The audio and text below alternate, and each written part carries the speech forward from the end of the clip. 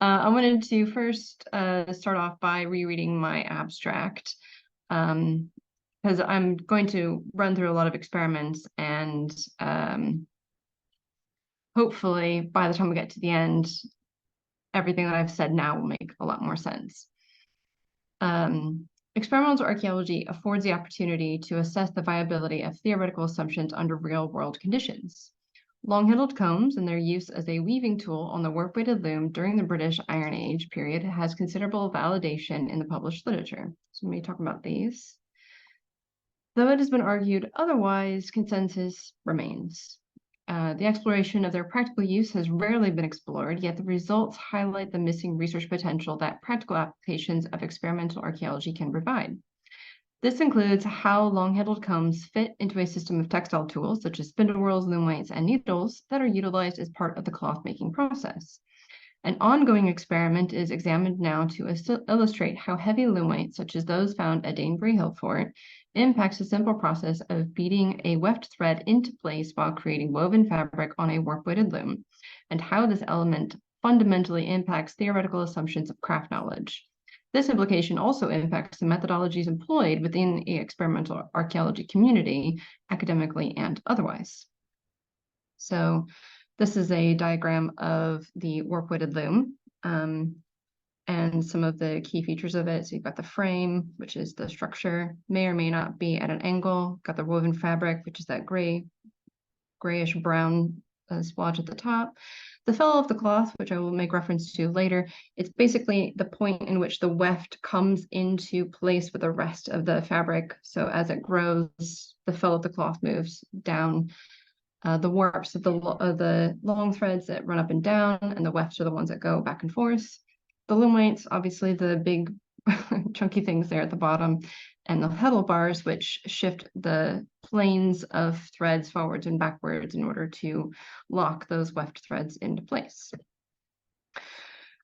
I will summarize the results of the past several experiments I conducted with the loom weights made from the examples at both Danebury and Borough Hill, which is in Leicestershire. And I posted a QR code here, which will take you to a video playlist for additional context, because like I said, I'm going to be racing through all of my previous experiments. But for all of the experiments that I have done, this is the loom weight that I've used from new buildings. My proxy loom weights range between 1729 grams and 1750 grams. The first experiment I examined the first experiment examined the role of mass in warp tension using linen threads. I used the warp tension guide designed by the Center for Textile Research in Copenhagen, who suggested that the number of warp threads should range between 10 to 30 per loom weight, and a target tension of about 10 to 30 grams per weight. However, in order to achieve this with my Danebury weights, I had to increase that to 72 threads, which seemed like a lot. So I divided this experiment into two parts. In the second part, I took 72 threads and half, which you can see in the top left photo there, leaving only 36 threads per loom weight. And that increased the total mass tension of 56 grams of tension per loom weight. Then the results were a 28 gram tension cloth, which you can see there featured left, and it produced an unbalanced warp-faced tabby. And then the 56 gram tension, which is the one on the right, actually produced a balanced tabby, but it was more warp-faced, so that's why the threads that go up and down are more prominent. But importantly, two different types of cloth could be made with the same exact loom weight setup. And this was broadly similar to a Bronze Age cloth that was from Whitehorse Hill. And the researchers of this textile noted that there were 22 threads in one system, probably the warp, and 5 to 6 threads in the second system, probably the weft, which means this is a very striking similarity to the experiment that I first conducted with these heavy loom weights. My second experiment, I used a new loom weight proxy from Burrow Hill, and this is the one that I used as the model. And what I wanted to do with this was compare the technical differences between similarly shaped loom weights, but those that vary by about 700 grams.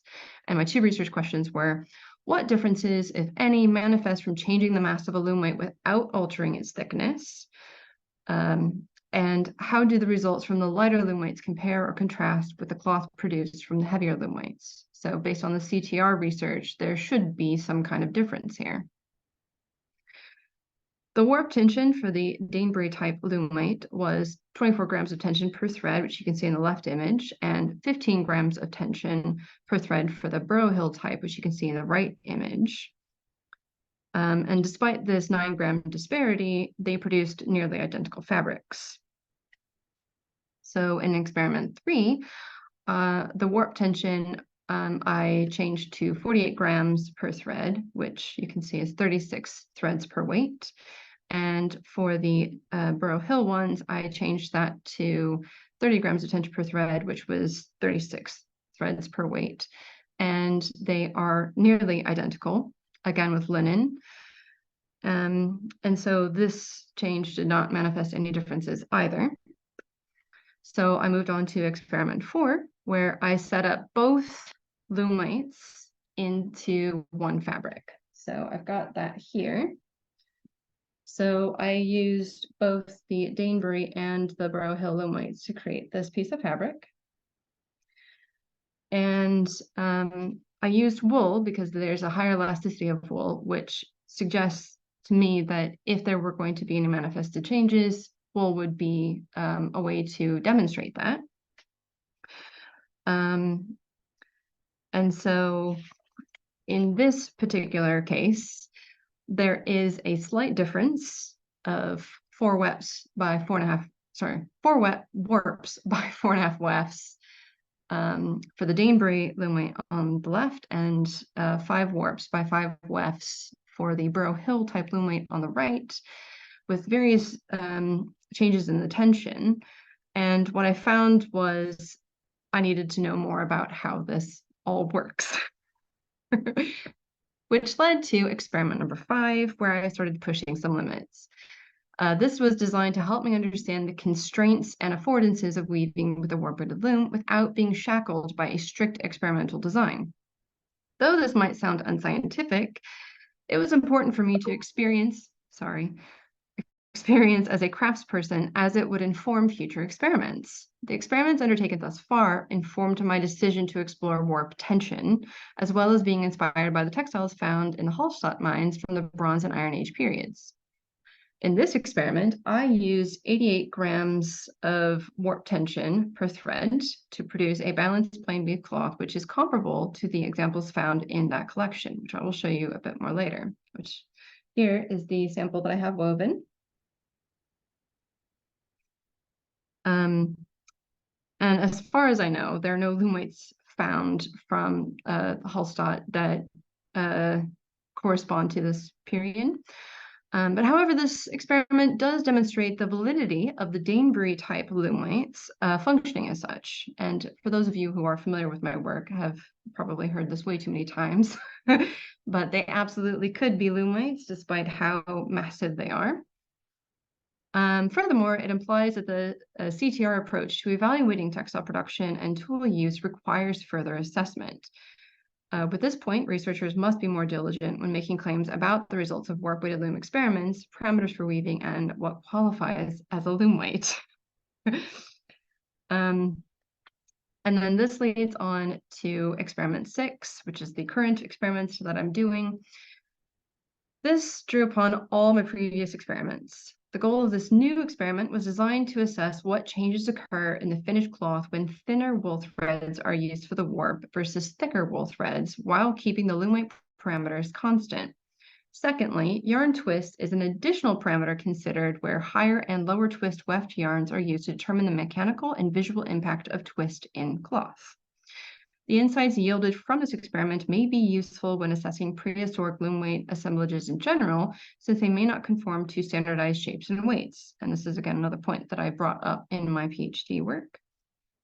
However, there was one persistent problem, which I encountered in every single experiment to date, and that was the warp threads consistently shifted towards the middle of the fabric, thereby producing a different gauge of warps by wefts in the center of the fabric versus the edges of the fabric. This was visible in experiment 4, which I showed you previously, this one, where the warp by weft was slightly less on the edges than it was in the center.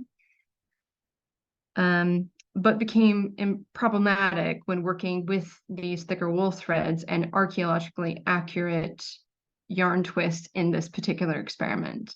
So as you can see in the photo, it's 9 warps by 9 wefts in the center, but by the time you get to the edges, it has been reduced to 6 warps by 6 wefts. For this experiment, there were 14 threads per loom weight with a shocking 125 grams of tension per thread, which is well beyond the 10 to 30, which the CTR has considered appropriate for weaving. So this phenomenon occurs regardless of the loom weight type I'm using, thickness of yarn, or whether I've used commercially spun yarn, which I have been using up until this experiment, or hand spun, which I have used in this experiment. In fact, it's only the outer 6 to 8 warp threads that seems to be affected by this phenomenon, suggesting that this isn't necessarily an issue with the loom weight itself.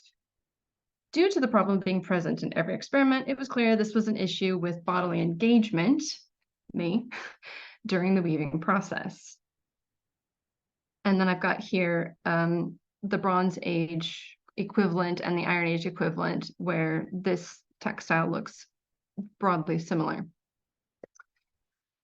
When engaging in the chain repertoire, as is the case with experimental archaeology, filling in gaps in knowledge becomes obvious. A problem may arise when engaged in practical events, which was not considered during theoretical evaluations. Even with established experiments like those conducted by the CTR, not all gaps will be discovered, studied, and solved. In part, this is due to the restrictive nature of the archaeological record. If the loom weight studied by the CTR ranged between 200 and 400 grams, it would not be within their purview to consider loom weights as heavy as those from Danebury. This is where my research comes in. However, the loom weights from Danebury and Burrow Hill caused a consistent problem for me that did not appear to occur in any of the CTR experiments. I believe that the way the weft is pushed into place matters the most when working with heavy loom weights, and I could not have made this consideration through theoretical processes alone. The photo on the right shows what happens when insufficient slack is put into the weft. The fabric narrows considerably, so wider at the top, narrow as you work the fell of the cloth downwards.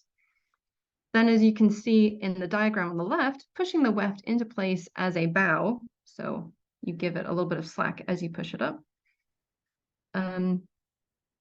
It's needed to prevent the warp from drawing in on the edges. This is the method employed by other experimenters who use loom weights from different periods, notably not necessarily the Iron Age.